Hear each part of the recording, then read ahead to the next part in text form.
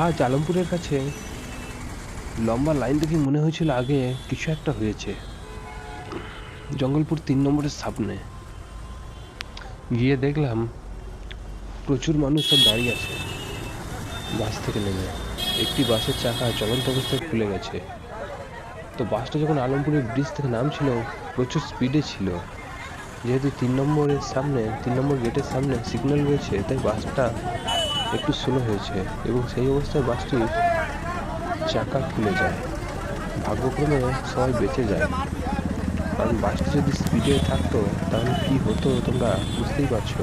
তাই যখনই কোনো গাড়ি নিয়ে রাস্তায় বের হবে, ক্লাচ ব্রেক ঠিকঠাক কাজ করছে কিনা এবং চাকার নাট ঠিকঠাক টাইট আছে কিনা একবার দেখে নেওয়া উচিত।